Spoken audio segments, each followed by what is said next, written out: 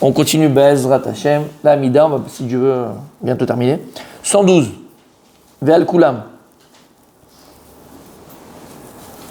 Ouais. On y va. Ve'al Kulam itbarach ve'itroma ve'itnase tamid. Shimcha malkenu le'olam ba'ed ve'chol ha'chaim yoducha sela. Ve'al Kulam, et donc sur tous, itbarach, soit béni, ve'itromam, il soit élevé, ve'itnase. Itromam ve'itnase, c'est un synonyme de aussi élevé. Nasso, être Rosh Israël, c'est élever la tête d'Israël. Tamid, tout le temps. Shimcha, ton nom, malkenu le'olam ba'ed, notre roi pour l'éternité, que donc le nom de Dieu il soit toujours élevé. Ve'chol ha'chaim yoducha sela, et que tous les vivants te louent. Et on dit, Vihalelu, vivarechu et shimcha hagadol be'emet le'olam kitov. Hahel yeshuatenu ve'ezratenu sela elatov. Vihalelu, on te loue. Vivarechu, ils te béniront. Et shimcha hagadol, ton grand nom. C'est quoi le grand nom de Dieu? Il a un petit nom. C'est quoi le shimcha hagadol? C'est Yud Kevavke, Bezrat Hashem, qui sera prononcé Be'atid, Be'at HaMashiach, lorsque le Mashiach viendra à la délivrance finale. Donc le nom de Dieu, Yud Kevavke, il sera prononcé comme il est écrit. Pour l'instant, on ne va pas le prononcer comme il est écrit, comme on a expliqué. Be'emet le'olam kitov, à elle, comme Dieu, Yeshuatenu, notre libérateur, sauveur, libérateur plus, Yeshuatenu. Atzala, c'est sauveur, et ici c'est Yeshua. Ve'ezratenu, notre aide, c'est la El Atov. Pourquoi on dit Tov? Donc Hashem, il est Shalem, entier, complet. Baruch Ata Hashem, Atov Shimcha Ucha Naile Odot. Donc Baruch Ata Hashem, Yud Kevavke, il est avec Shuruk. Avec Shuruk. Donc c'est quoi la sphira, la sphère? C'est Hod. Puisque de quoi on parle? On parle encore ici, en fait c'est un peu la suite de le retour à Tzion. On parle donc, Hod, c'est quand? C'est quoi Hod? C'est la mida de Aaron. D'ailleurs cette semaine encore avec Aaron, on dit Hod.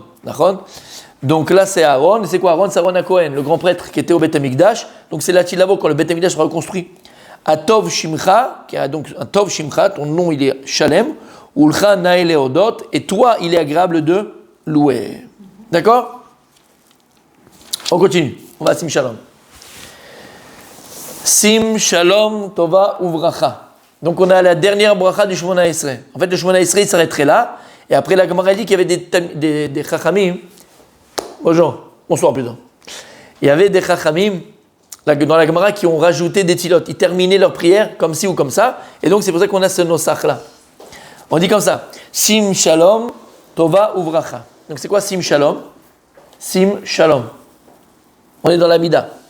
C'est quoi Sim Shalom? La Sim?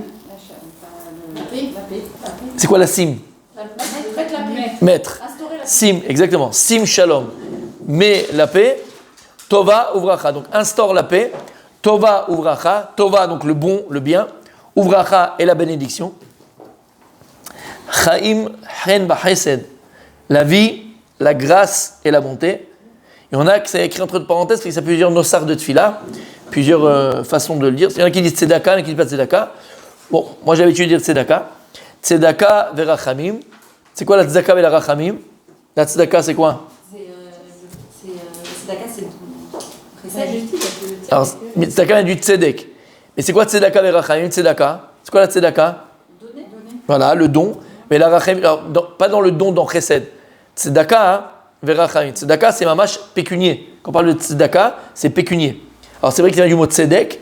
Comme vous vous rappelez, on a vu dans la bracha, Oet tzedaka ou mishpat. Le mishpat, c'est faire quand on fait le tzedek, on fait le mishpat. D'accord? Vous vous rappelez? Ok. Donc tzedaka verachamim. La tzedaka, comment vous l'avez traduit vous la tzedaka? Ça va? Comment? Voilà, le don mechila. Vela rachamim. Et c'est quoi la rachamim? La miséricorde. Alenu ve'al kol Israël. Sur nous et sur tout Israël, amecha ton peuple. Uvarechenu avenu kulanu. Comment vous dites? Uvarechenu avenu kulanu. Che echad. Et comment vous l'entendez à la synagogue? Ke echad. Maintenant, pourquoi il n'y a pas de dagèche dans le chaf? Pourquoi? On avait donné la règle? Parce qu'on a un vav. S'il y a un yud, ke, vav, aleph, qui correspond au nom de Dieu, les lettres qui forment le nom de Dieu, yud, ke, vav, ke, nachon. Donc s'il y a un yud, un he ou un vav, ou un aleph du nom de Dieu qui c'est Eki Asher Eki, à la fin d'un mot, Kulanu c'est un vav, la lettre qui vient après, elle ne prendra jamais un dagesh. C'est quoi un dagesh dans la Torah? Un point dans le mot. C'est le djim. C'est la rigueur. Il peut y avoir de rigueur après le nom de Dieu, puisque le nom de Dieu, Yud Kevavke, c'est la racham, c'est la miséricorde complète et entière. Donc, parce que quand on est habitué à lire sans voyelle, on ne pourra jamais le lire avec un chaf. C'est dur, hein? Et donc à partir d'aujourd'hui, on fait attention. Et voilà. En plus, c'est dur, parce qu'on a vu à prononcer, ouais. Ouais, ça bloque un peu. Bon. On va s'habituer. Ouais, alors, Avinu, bénis-nous notre Père. On demande à Kadosh Baruch comme un père, pas comme un roi là. Kulanu, nous tous. Chechad, Beor Panecha. Tous en un, en un seul. Beor Panecha, de la lumière de ton visage. Alors, bien sûr que Dieu n'a pas de visage, c'est une image. On va revenir, d'accord, dessus. Je traduis d'abord. Ki veor panecha nata, ki veor, pas ki beor. Il y a un yud. Ki veor panecha natata lanu Hashem lokenu. Parce que par la lumière de ton visage, tu nous as donné Hashem notre Dieu. Torah vechaim. Ahava vachesed. La Torah et la vie. L'amour et la bonté. Tzedaka verachaim. Il y a un mot en français pour dire tzedaka. Comment on appelle ça quand on fait de la tzedaka? Charité. La charité, merci beaucoup. Voilà, cherchez le mot. La charité et la miséricorde. Et la pitié en fait. Beracha veshalom. La bénédiction et la paix. Vetov berenecha. Et qu'il est bon à tes yeux. Levarechenu ulvarech et kol amecha Israël. De nous bénir et bénir tout ton peuple Israël. Berov roz veshalom. Bezrat Hashem que ça c'est une vraie bracha pour qui protège l'âme Israël. C'est difficile. Berov roz veshalom. Avec une multitude. Oh, c'est quoi oz? De force. D'accord? C'est comme chazak. Oz. Mais oz, à l'inverse de chizouk et de chazak. Chazak, c'est la force telle qu'elle est. Par exemple, tu prends quelqu'un, il est capable de Yaakov Avinu. Quand il est parti là-bas dans le puits, il a été capable de soulever tout seul la pierre du puits et de faire boire. C'est bizarre, ouais. Et de faire. Vous avez froid? Non. Et de faire boire au troupeau, d'accord? Là, il est chazak. C'est quoi oz? C'est la force. Mais quelle force? C'est une force courageuse. Quelqu'un qui a le rose, Hachem rose la moïtaine. C'est une force d'effronter. Pas effronter dans le sens effronter dans ce mauvais sens. Courageuse. C'est que le gars, il a une force, mais il va l'utiliser même quand la chose lui paraît difficile à faire. Il va y aller, il va avoir le courage pour. Alors on dit Berov rose veshalom avec une multitude de force et de paix. On termine la bracha. Baruch ata Hachem, amevarech et amo Israël bashalom. Et on dit nous-mêmes Amen. Amevarech. Donc c'est quoi Mevarech et Amo Israël Bashalom? Qui bénit son peuple Israël Bashalom dans la paix. Et on dit après Amen. Ok. Ce passage-là qui termine, en vérité, c'est la dernière bracha du Shemona Esrei. Elle est très, très, très, très, très importante. Très importante. Tout est écrit ici. On demande à Kadosh Baruch Hu Sim Shalom. On dit à Hachem, donc en vérité, Hachem, pose la paix, mets la paix. Mets la paix chez Israël. Le bonté chez Israël. La bénédiction dans Israël. La vie, la grâce, le chesed, la charité. La pitié, la miséricorde, sur nous et tout Israël. Après on dit à Kadosh Baruch Hu, bénis-nous, kulanu ke'echad, tous ensemble. Pourquoi on dit kulanu ke'echad?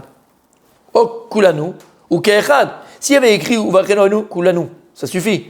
Uvarechenu avinu ke'echad, on aurait compris aussi. C'est quoi kulanu ke'echad?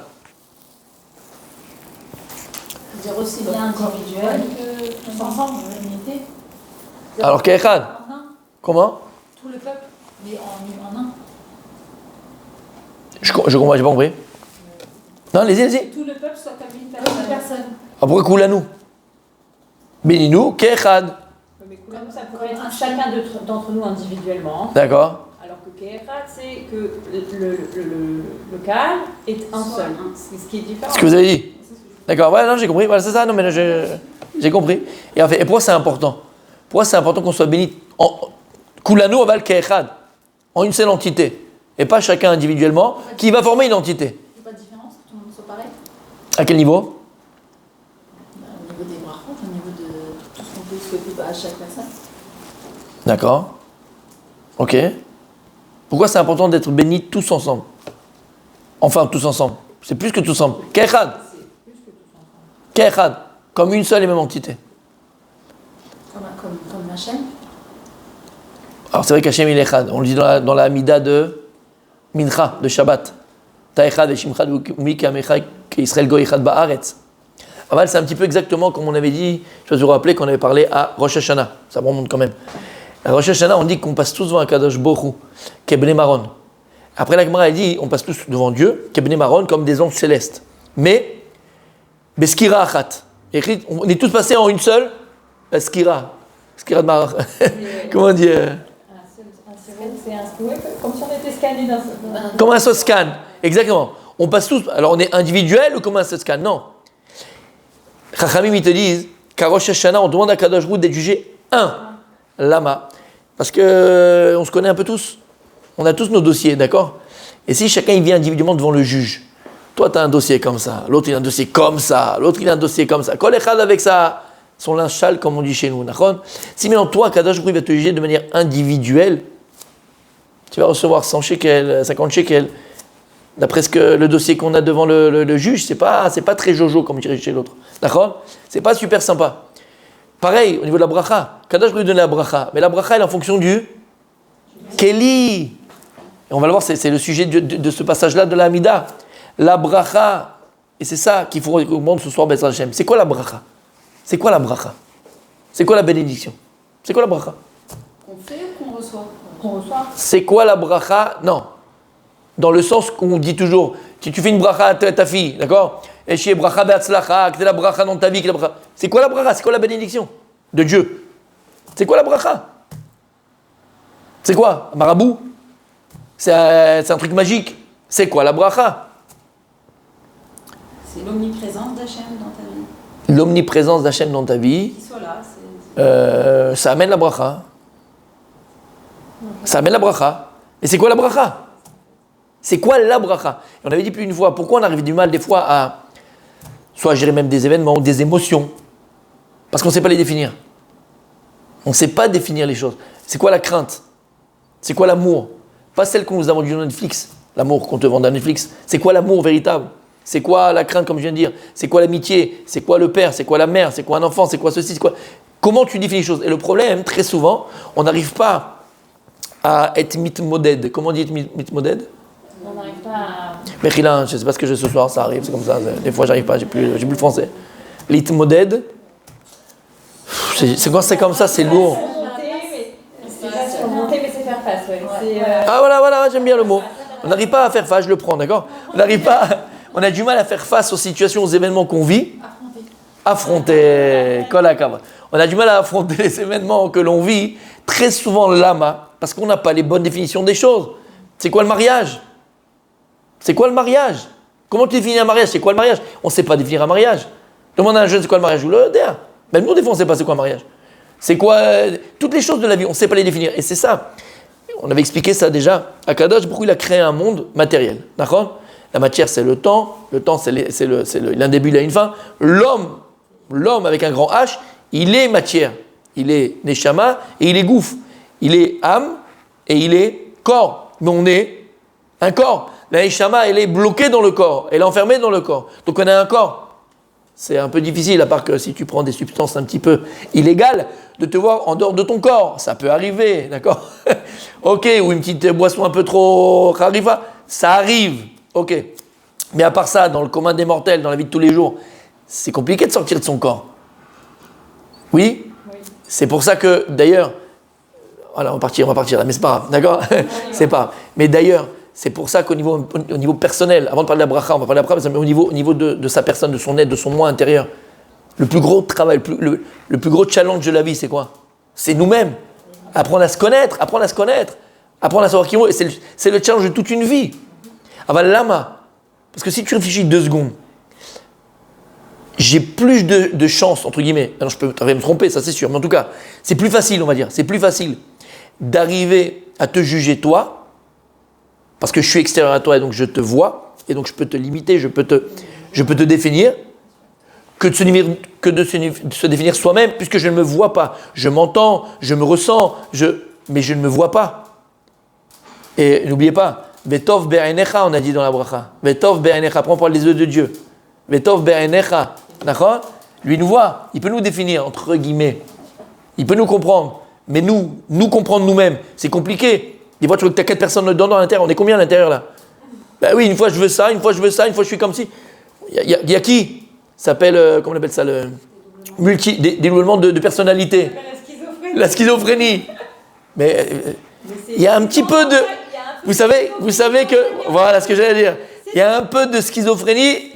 D'accord? Quand tu es toute seule devant ton miroir en train de te brosser les dents ou te coiffer et tu commences à parler, pose-toi des questions. C'est un petit départ de schizophrénie. On rigole, mais au niveau nafshi, c'est hyper important de le comprendre. D'accord? On définit très souvent, plus facilement, ce qui nous entoure parce qu'on le voit, parce que donc on le limite. Voilà. Mais pourquoi on peut le définir? Parce qu'on le voit. Voilà. Ce qui définit, c'est la vue. C'est pour ça qu'on parle de bracha. La Gemara, elle dit En abracha metsuya, et là, bedavar asamui minaïn. La bracha ne repose, la Gemara dit la bracha, la bénédiction ne repose uniquement sur une chose qui est cachée de l'œil. Donc tu vois que la bracha va avec la vue, avec le regard, avec le lama, arrête de manière très très très très très logique. À partir du moment où tu vois quelque chose, tu le juges. Et quand tu juges la chose, tu la définis. Et quand tu la définis, tu la limites. Et la limite, c'est l'antithèse même de la bracha. Parce que je vous le dis tout de suite, et on va le voir Bezrat Hashem, c'est quoi la bracha? La bracha, la bénédiction par définition, c'est la qualité, c'est pas la quantité. La bracha, c'est la qualité, c'est pas la quantité. Il y a quelqu'un qui peut être excessivement riche, mais il n'a pas la bracha. Parce qu'il n'a pas la qualité. Et il y a un qui va être, on va dire, moyen. Donc il n'a pas la quantité, mais il a la qualité. Et entre nous, c'est une petite parenthèse que je vais ouvrir, mais je vais vite fermer parce que c'est pas le sujet de ce soir.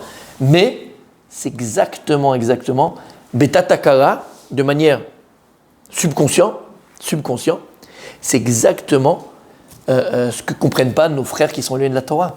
Et qu'ils ont un petit peu une haine comme ça contre le monde religieux, le monde des datim, ils ne comprennent pas. J'étais au Machon Lev, je ne sais pas si vous savez, quand je suis arrivé en Israël. Et quand je faisais mes études là-bas, et on avait un prof de macroéconomie, et donc c'est un conférencier, quoi, un prof, il faisait partout au Tel Aviv, machin, tout ça, il n'est pas religieux du tout, vous allez comprendre même le truc. Et à chaque cours qu'il nous faisait macroéconomie, chaque cours, c'est vrai, chaque cours, il détruisait les religieux, mais tu voyais que le gars, le meshkin, il était mal dans sa peau.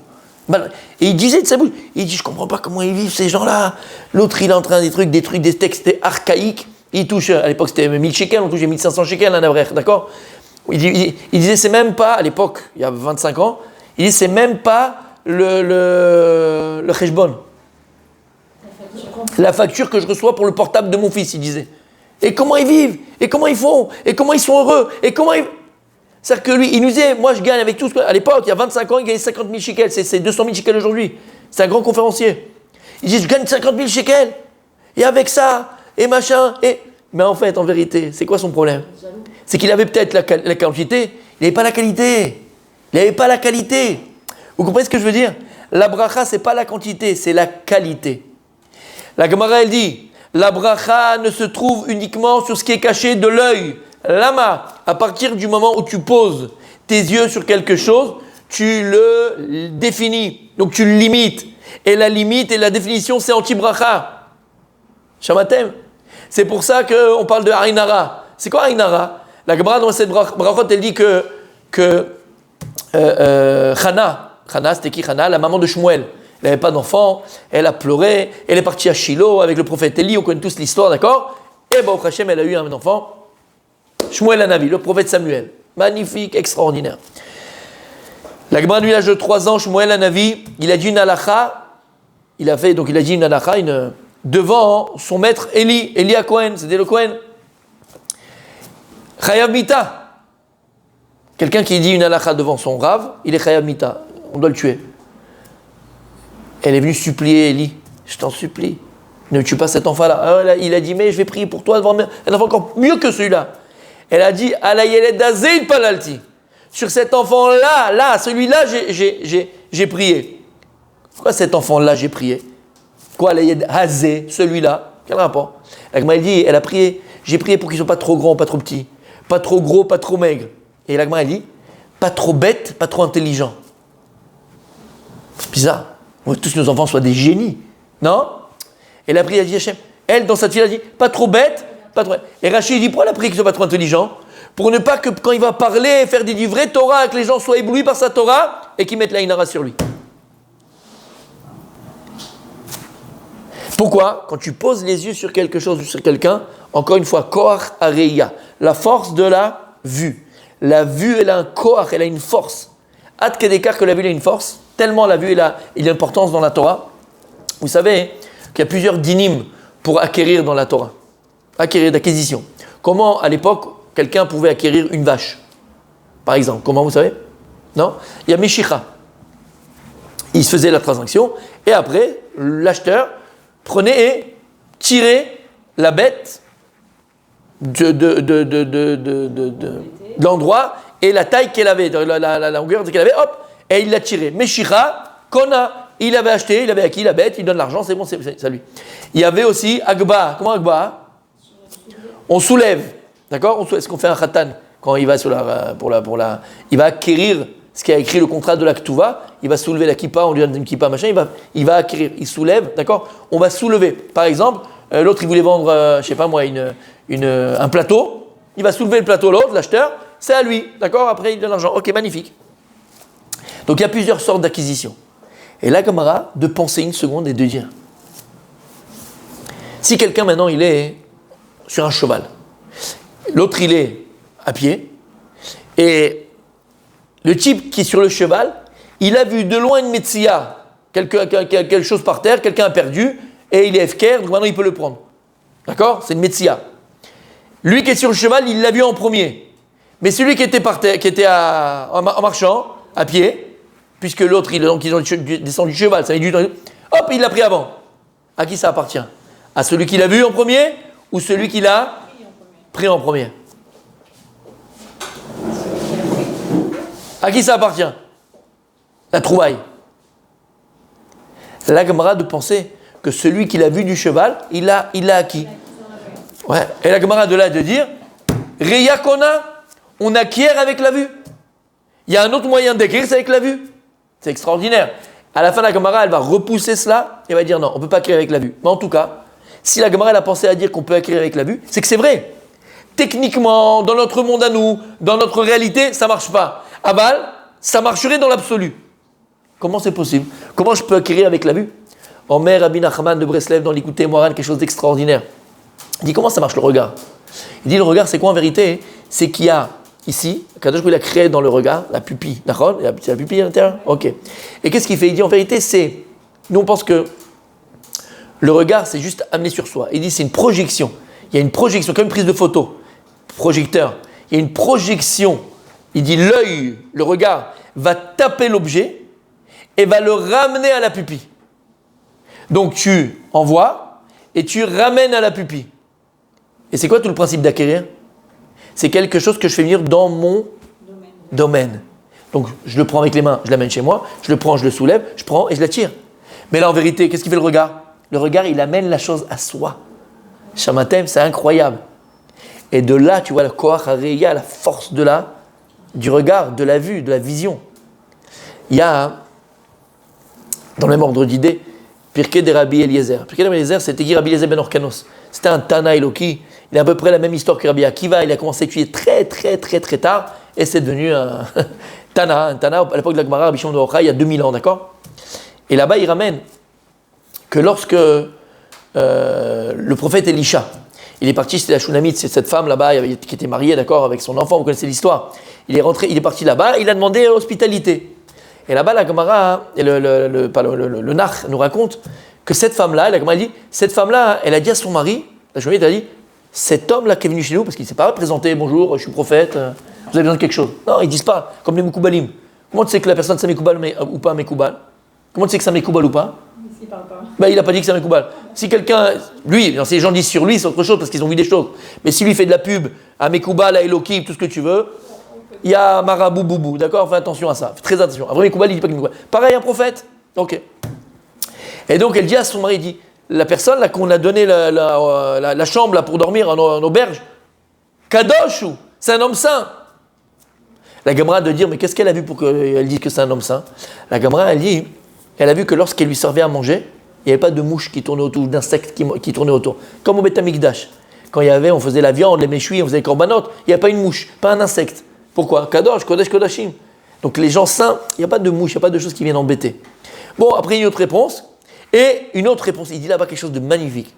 Elle a vu, parce qu'il était très beau, elle a vu que lorsqu'elle a essayé de le regarder, de pas le regarder pour faire une avéra, mais bon, parce qu'il est beau, elle a regardé, il est beau. Donc de poser son regard sur lui, elle n'arrivait pas. Shamat, elle essayait de poser le regard sur lui, ça ne marchait pas, il était protégé. De là, il apprend là-bas, les commentateurs, et attention, de là, on apprend quelque chose de très, très, très, très, très fort. Koach hareya. Si tu comprends que quoi? Que le regard, c'est quoi, dit Rabbi Nachman? En vérité, c'est une projection, donc la pupille, le regard va taper l'objet qui est visionné, et va le ramener à la pupille, et le cerveau, il va après le photographier entre guillemets.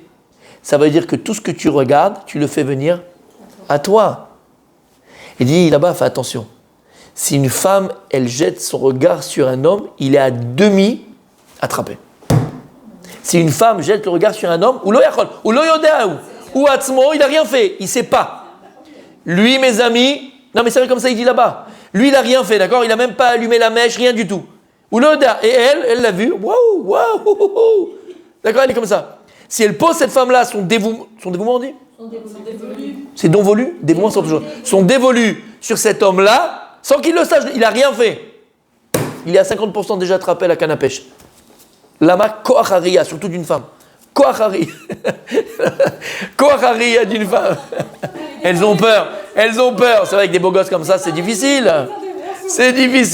Mais il faut le savoir. Il faut le comprendre. Je le disais ça, faire attention aux hommes.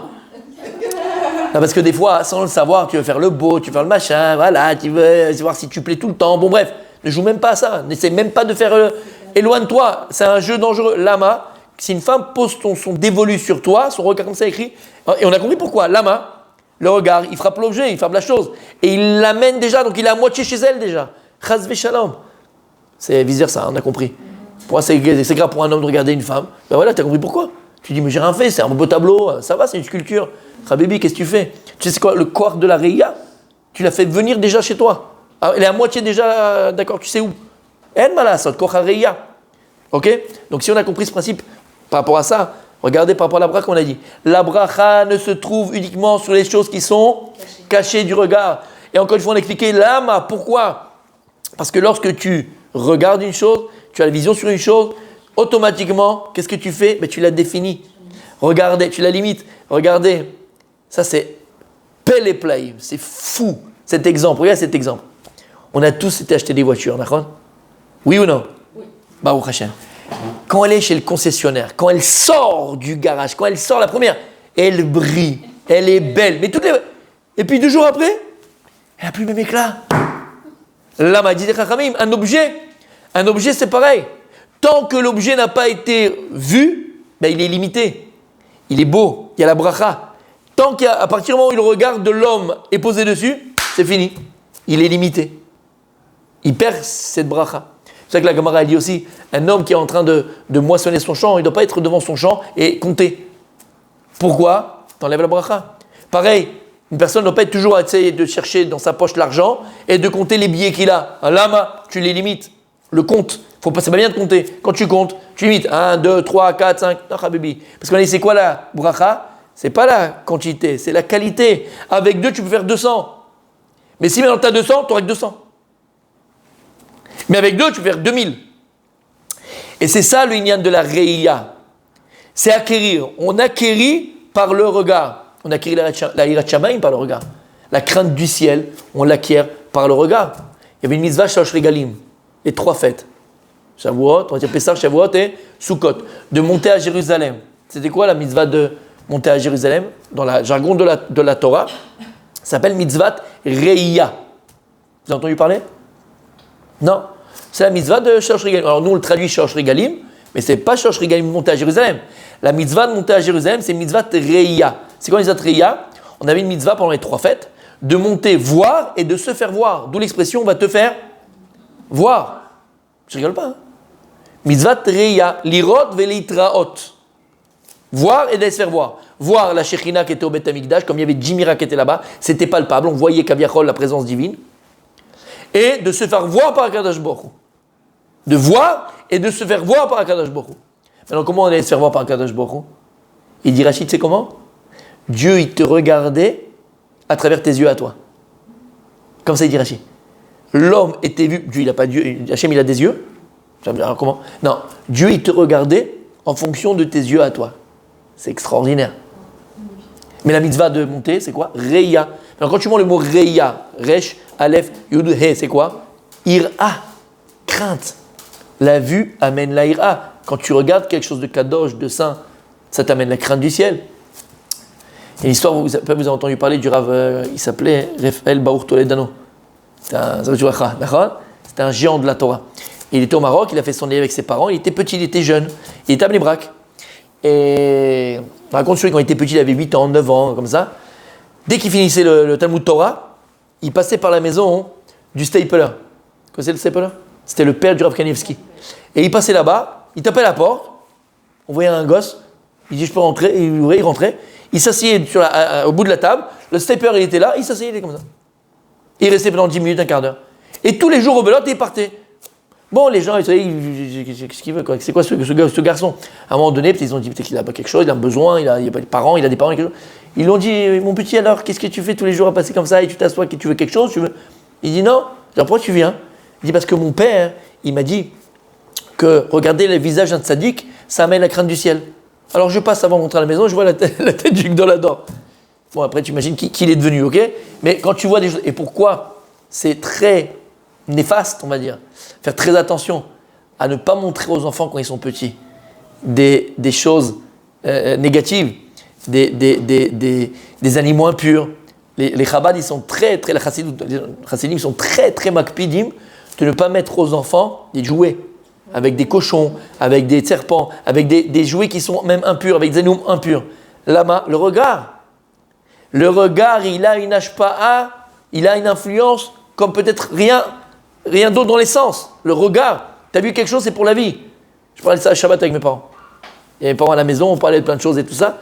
Et ils disaient, comment, quand on était jeunes, vous nous amenez à Cannes? Je disais, comment c'est possible? Alors, c'est vrai, c'était l'insouciance, mai 68, tout ce que tu veux. Ils n'avaient pas le machin. Mais sauf kol sauf, ce que j'ai vu quand j'avais 5 ans, l'air olam, si j'ai pas la Torah ou quelque chose dans ma tête, ça peut revenir en 2 secondes. Là-bas, c'est fini. C'est frappé, c'est comme l'ordinateur. Il y a toujours une trace. Tu peux essayer d'effacer, pas effacer, faire ce que tu veux. Il y a une trace, il y a un rocher, il y a une trace, on peut le retrouver. Mais c'est pareil. Tout ce que tu as vu quand tu étais jeune, quand tu étais moins jeune ou plus jeune, c'est là. Alors maintenant, il dit Rabbi Nachman, comment je fais pour enlever les mauvaises pensées? Remplis ta tête de nouvelles pensées positives. Alors elles vont estomper les autres, mais elles sont toujours là. Les olam, elles seront là. Donc, qu'est-ce qu'on a vu ici? Koach HaReya. Et il est tellement important le Koach HaReya, comme on a dit, monter des 3 fêtes à Jérusalem.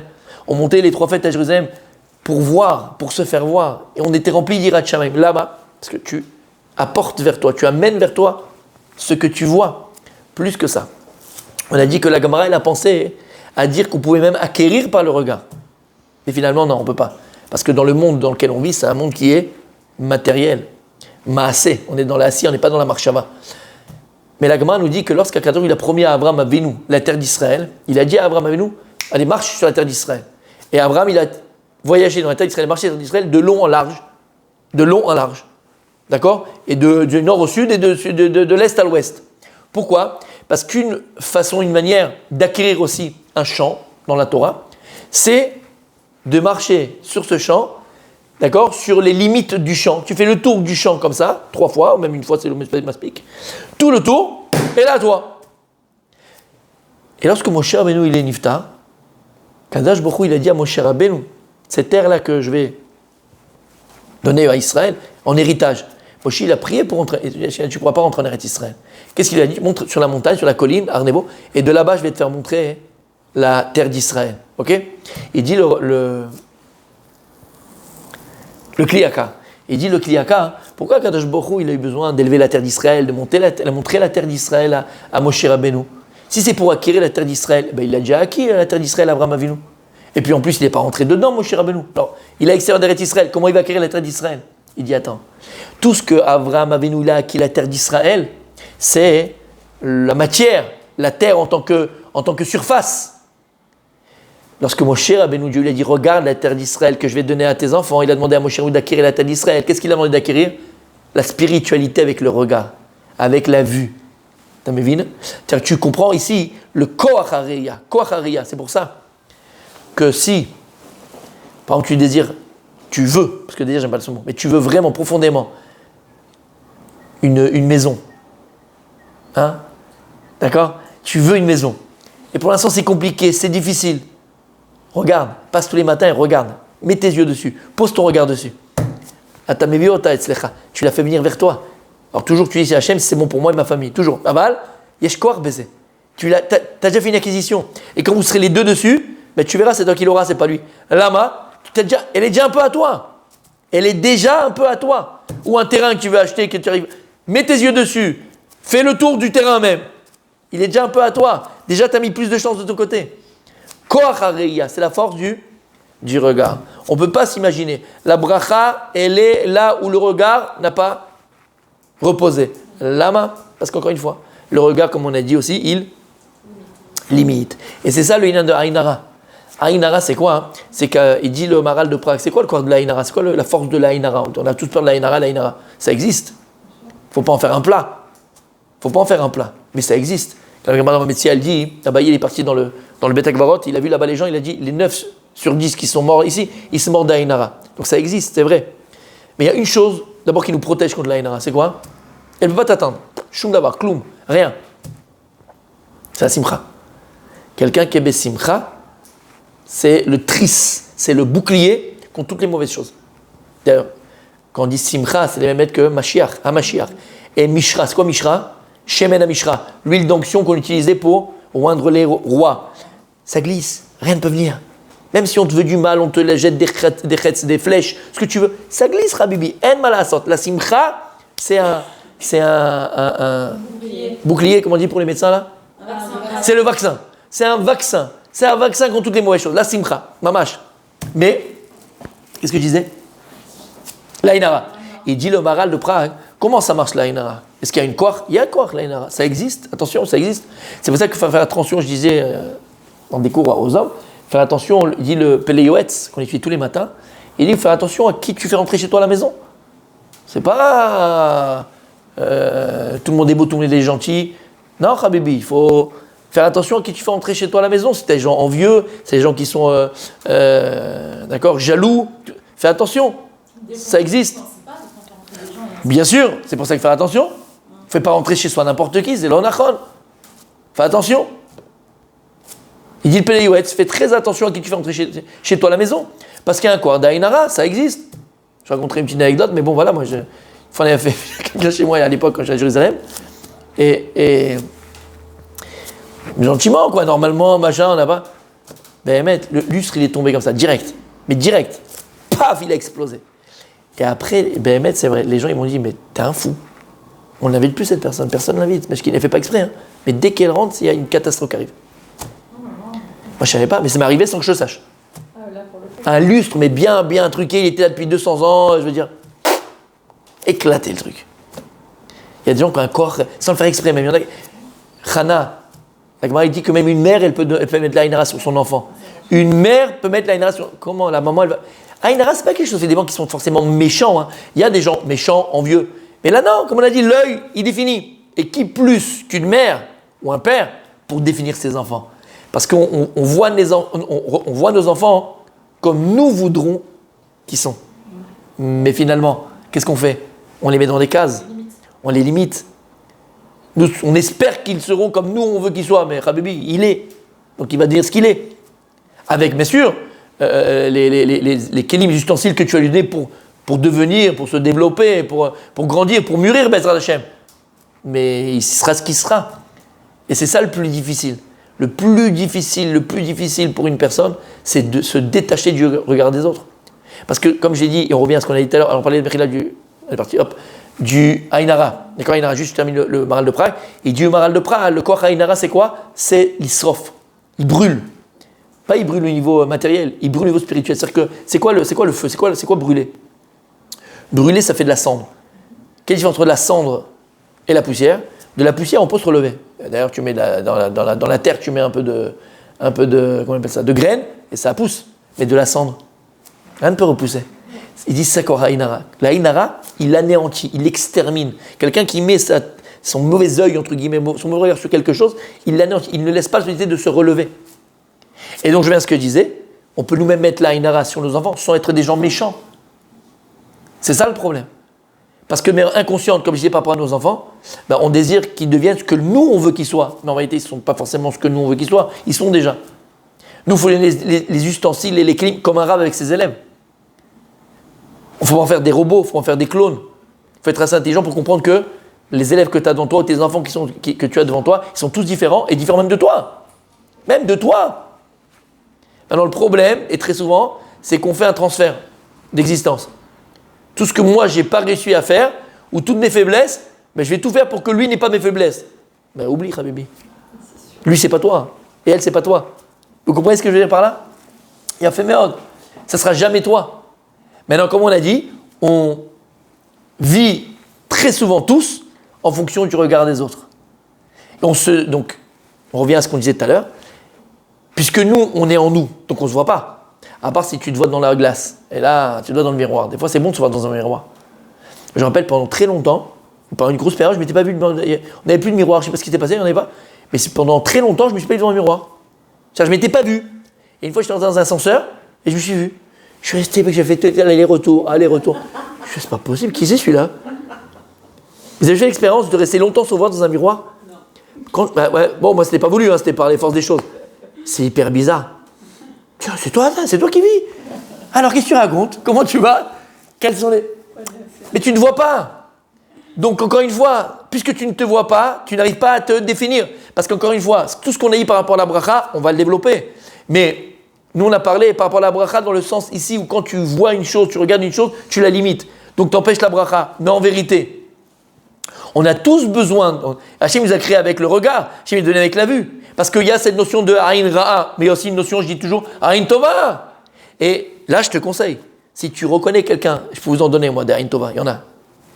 Pas beaucoup, mais il y en a. Invite-le chez toi à la maison. Si tu connais quelqu'un qui a Aïn Tova, paye pour qu'il vienne chez toi. Il t'amène la bracha à la maison, ce gars-là.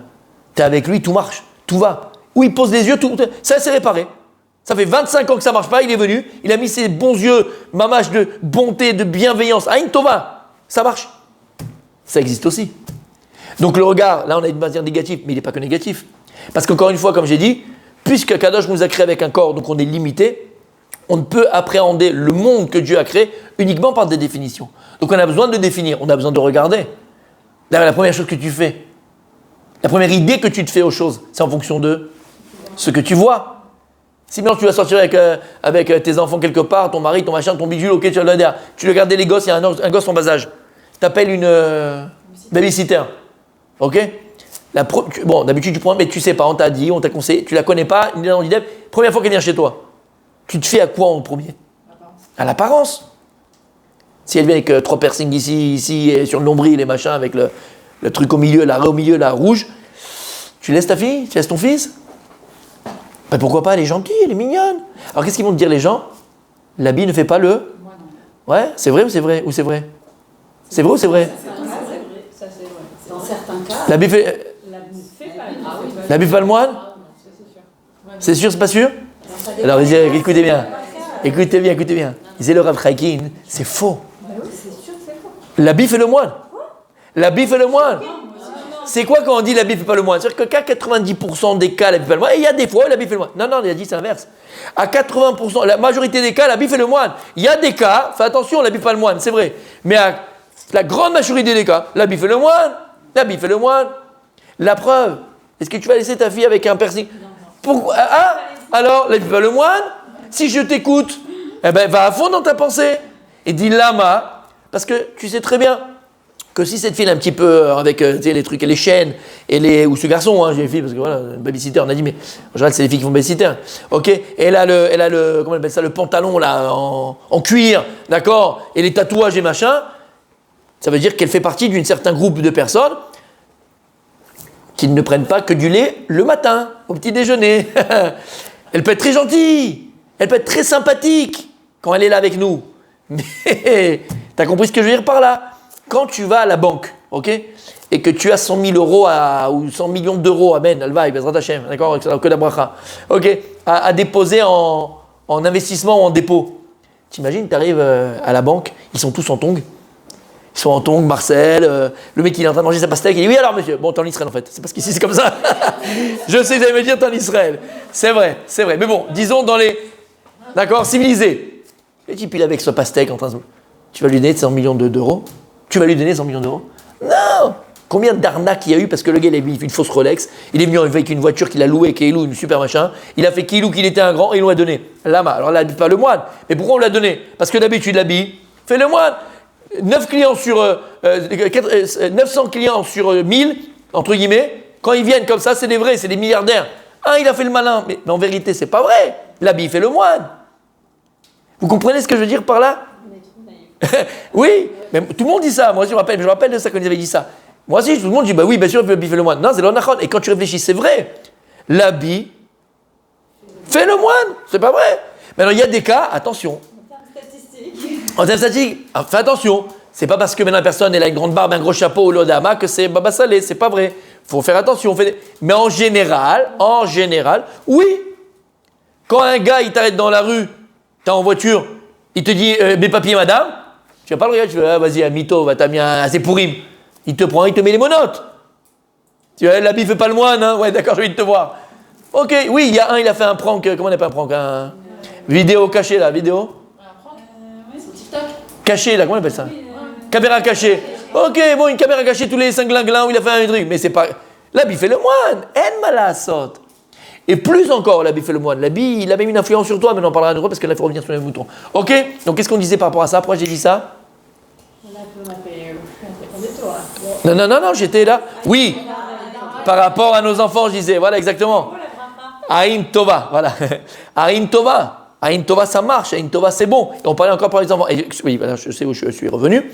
Ce que je disais, c'est que nous, on ne se voit pas. Donc en vérité, on vit très souvent notre vie en fonction du regard des autres. C'est-à-dire qu'on ne se définit plus par rapport à ce qu'on est, mais par rapport à ce que les gens pensent de nous. Et ça, c'est le plus grand khorban. Qu'on dit khorban en français? C'est la plus grande destruction personnelle qu'il peut avoir. Parce qu'en vérité, tu ne te connais pas, tu ne sais pas qui tu es. Et je vais raconter ça aussi, c'est personnel, mais on commence un cadeau d'Hachem. C'est un cadeau d'Hachem. J'ai même fait un plus grand cadeau. C'est que j'ai appris à me connaître, à savoir qui y avait à l'intérieur, le jour où j'étais obligé, parce que je n'avais pas le choix, d'aller à l'Yeshiva d'Aix-les-Bains. Et partir de ma maison, et de Sarcelles, et de mes copains, et de mes copines, et de tout ça, et de machin. Je me suis découvert. Salut, enchanté. Alors, ça fait combien? 17 ans que tu es là? Oui. Alors, qui c'est? Très souvent, pour apprendre à se connaître, faut... À l'époque, Rabbi Shimon Bar Yochai, à l'époque de Rabbi Akiva, il partait 24 ans étudier la Gemara tout seul. Il partait très loin. Lama. Parce que c'est dur, c'est un challenge. Exactement, mais c'est dur de sortir de soi-même quand on est dans son cocon social, avec ses parents, et avec les mamans tunisiennes et marocaines, et qui sont là, te chuchotent, et qui veulent le meilleur pour toi, mais des fois le meilleur pour toi, c'est le plus mauvais pour toi. Parce que ce qu'elles veulent pour toi, c'est pas ce qui est bon pour toi.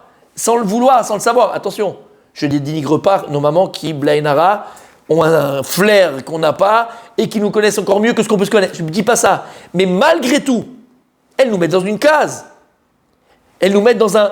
Oh, mon oncle, j'ai un oncle, il est médecin, et il est peintre aussi. Et quand j'étais plus petit, je lui ai dit, mais pourquoi t'as fait... Il adore ça, c'est sa passion. J'ai dit, pourquoi t'as fait peintre? En plus, il peint beau, c'est beau ce qu'il fait. Pas bien. J'ai dit, pourquoi t'as pas fait peintre? Mais il m'a dit, tu crois que j'avais le choix? J'avais pas le choix. Quand on est venu en Tunisie, les études, c'était soit pharmacien, soit médecin, soit avocat. Il ne te laissait pas les choix. Mais moi, c'était pas lui, quoi, entre guillemets. Maintenant, il est content d'être médecin, c'est pas le problème. Mais je veux dire, vous comprenez ce que je veux dire par là? Voilà, le papa, il aime le foot.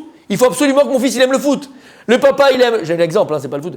La maman elle aime la pâtisserie, il faut que sa fille soit pâtisserie. Le papa il aime les timbres, l'enfant il va... Vous comprenez? C'est comme ça. On fait une projection de nous-mêmes sur notre enfant. Exactement. Et ça c'est une erreur. Maintenant attention. Bien sûr qu'il y a une éducation, il y a un cadre qui est hyper important. On ne parle pas de ça. On parle de quelque chose de pnimi, on parle de quelque chose de nafshi, on parle de niveau psychologique. Et encore une fois, c'est tellement difficile de se connaître finalement. Parce que très souvent, regardez bien, très souvent, on se connaît, plutôt, je répare ce que je viens de dire, on croit se connaître en fonction de ce que les gens connaissent de nous. Mais en fait, on ne se connaît pas. Je me définis en fonction de ce que les gens pensent de moi. Mais c'est pas toi. Et je vous dis, quand je suis arrivé avec Sléma, j'ai découvert plein de choses en moi que j'ignorais en fait. Mais c'était moi, il n'y avait personne. C'était moi avec moi-même, donc il n'y a pas le mytho, il n'y a pas le machin, c'est moi et moi-même. Voilà, je suis avec moi-même. J'aurais pu pas, non. Et c'est très vrai, c'est vrai qu'on dit que la plus belle, entre guillemets, bracha que Dieu a donnée à Abraham Avinu. Bracha, je dis bien, c'est laquelle? Allez-y. Si on a compris le shiur. Quelle est la plus grande bracha, la plus belle bracha qu'Akadosh Borou il a donnée à Abraham Avinu? La plus belle bracha. Lech lecha. Eh ben voilà, elle a compris le shiur. Vous avez compris le shiur. Lech lecha. Quand Hachem il a dit à Abraham, Lech lecha, il a tout dit à Akadosh Borou. Je ferai de toi les goy gadol ve'atzum. Là-bas je peux pas. Pourquoi je peux pas? Pas moi je peux pas. Hachem il peut tout. C'est-à-dire que tu peux pas. Il n'y a pas l'ustensile, il n'y a pas le keli. Lama, parce que tu es enfermé dans les quatre amotes de ce que les gens ils pensent de toi. Tu es enfermé dans tes habitudes. Tu es enfermé dans ce que le qu'en dira-t-on sous le regard des gens. Tu ne peux pas sortir de la boîte. Comment sortir de la boîte? On a dit tout à l'heure, l'idmoded, imatzmecha. Tu dois te confronter à toi, affronter et te confronter à toi-même. Et c'est là, Bémet, que tu apprends qui tu es. C'est hyper important dans l'éducation de nos enfants. On parlait du choix. Combien de fois on a parlé du choix? Combien de fois on a parlé? Et le Rav, après, combien de fois il a encore parlé du choix? Comme c'est important le choix. Combien c'est important? Mais c'est ça en vérité. Parce que finalement, on ne laisse pas le choix à nos enfants. Mais pour que les enfants aient la possibilité de devenir, il faut leur donner la possibilité de choisir. Et c'est quoi choisir? C'est de confronter au choix. C'est pas comme on choisit pour eux tout le temps. Ils ne peuvent pas. Alors attention, comme on a dit plus d'une fois, plus en fonction, on va dire en fonction de la maturité de l'enfant, on va élargir la misguérette. Il leur faut une misguérette. Tu peux pas laisser un enfant, il choisit, tu fais ce que tu veux de ta vie. On n'est pas en train de dire ça. Mais par exemple, un enfant, quand elle a 5 ans, elle commence à 4 ans, 5 ans, même aujourd'hui c'est encore plus tôt. Ok? Comment tu vas éduquer ton enfant à choisir? Tu peux pas lui dire tous les jours tu t'habilles comme ça, non, dès que tu vois qu'il y a une petite maturité, où elle aime plus ça, cet habit, tout ça, tu lui donnes le choix entre 3 habits. Tu les mets sur son lit, 3 habits. Voilà ma fille. Voilà, tu as 3 habits au choix pour demain. Tu choisis. Et donc tu lui donnes la possibilité de choisir dans le cadre que tu lui donnes. Et toujours pareil, l'enfant maintenant, il grandit un petit peu. Donc quand il était petit, tu le mets à 8h au lit, bon, ou à 7h ou à 6h, il n'a pas le choix, il est bébé, il n'a pas de... Mais dès qu'il vient un petit peu mature, ça y est, maintenant tu as entre 7h30 et 8h pour aller au lit. C'est-à-dire que tu lui donnes un cadre, parce qu'un enfant a toujours besoin d'un cadre, mais tu lui permets de choisir dans cet horaire-là, entre guillemets. Et tout est comme ça. Tu rentres le soir, voilà, tu as jusqu'à 11h. C'est-à-dire que tu peux entrer avant, tu peux entrer, mais jusqu'à 11h. Tu donnes un cadre, mais il a le choix. Et ainsi de suite. Pourquoi? Parce que quand l'enfant va être confronté à ses choix, c'est là où il va apprendre qui il est. Donc on revient, et on termine pour aujourd'hui, on n'a pas fini du tout, mais c'est très important ce qu'on a dit. D'accord? Le meilleur moyen d'apprendre, en vérité, à savoir qui on est, puisque comme j'ai dit, puisqu'on n'a pas le regard sur nous-mêmes, c'est très difficile, très compliqué de se voir, puisque nous on voit que l'extérieur, c'est plus facile de juger les autres que de se juger soi-même. C'est beaucoup plus facile d'analyser les autres que s'analyser soi-même. C'est plus facile de, entre guillemets, appréhender les autres que s'appréhender soi-même. Alors qu'est-ce qu'il faut faire? En vérité, il faut être monde de la Bechira. Le seul moyen qu'on a, notre miroir en vérité, parce que le regard c'est le miroir. Alors tu peux te regarder dans un miroir, regarde dans un miroir, c'est super, c'est très bien, mais ça ne suffit pas. En vérité, notre vie, c'est le miroir de nos choix. Vous comprenez ce que je dis? Donc en réalité, pour apprendre à savoir qui on est profondément à l'intérieur, il faut être dans le monde du choix. Il faut apprendre à choisir. Plus je vais apprendre à choisir, plus je vais apprendre à savoir qui je suis. Parce qu'en fonction de mes choix, je vais vivre la réalité que je me suis créée. Et la réalité que je me suis créée, c'est le reflet de ce que je suis. C'est bon? On termine pour aujourd'hui? Continue la semaine prochaine, Bezrat Hashem.